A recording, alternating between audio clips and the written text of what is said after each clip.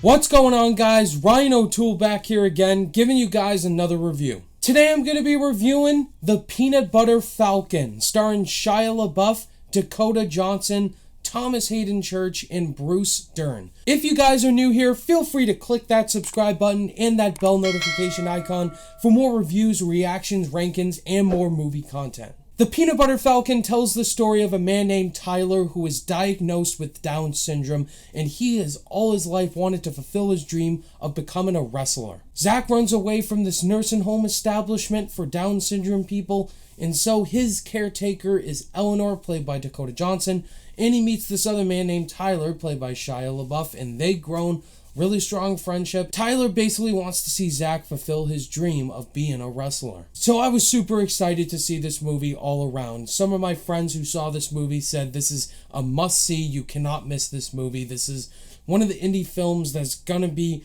up there in the top 10 films of 2019. It has a 97% on Rotten Tomatoes, in that this is one of the best coming-of-age films of this decade. And so I had to see this movie to see for myself all the hype going into it, and I can say it definitely lives up to the hype. This was a really good movie. The Peanut Butter Falcon is full of emotion, it's full of laughter, and it's just full of surprising things about it that I didn't see coming, from a performance standpoint to a filmmaking standpoint, and messages all around. This was a really good film. This has some of the best performances of the year all around, especially Shia LaBeouf. This is definitely one of his best performances. You talk about a guy in Shia LaBeouf who is hated on in the Transformers franchise, then he goes all the way into smaller indie war films like Fury, and now he comes along and does another indie film like The Peanut Butter Falcon. And it's not just Shia LaBeouf's performance of himself, it's his character. He's gone through a lot, especially with something in his family, which I won't spoil it all around. You definitely see some flashbacks with that, and you really feel for his character. Zach Gottsagen as Zach was really good. The Down syndrome actor was really good as well. I loved his character as well. As an actor with Down syndrome, he gave a really good performance in the film. And just to see him fulfill his dream of becoming a wrestler and just saying some of the funniest lines of the year all around, party.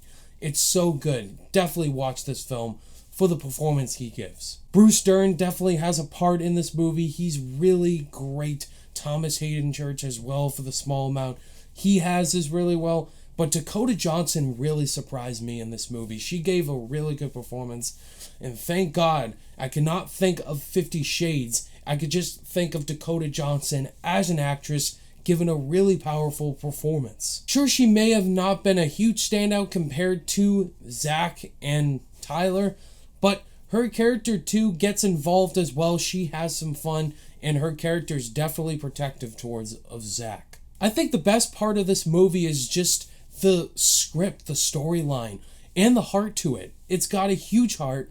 It definitely has a great friendship that goes down between Zach and Tyler, two completely different people, but they have similar goals all around, and they want to see each other fulfill those goals and be happy. I love the scenes of them on their road trip aspects, them coming up with a handshake, them coming up with some funny jokes, different rules all around. It has a lot of realistic vibes to it with Shia LaBeouf's character, in that he's getting hunted down by these guys and for him not paying certain money loans. And so it gets intense in some certain parts, but also very sweet in certain parts. And I definitely got to give a shout out to the directors of this film, Tyler Nielsen and Michael Schwartz. They did a great job directing it, telling a really good story and getting us invested with the characters and the overall story of the film. Some pacing issues where I was kind of dozing off a little bit, but then it picks right up into a skyrocket level,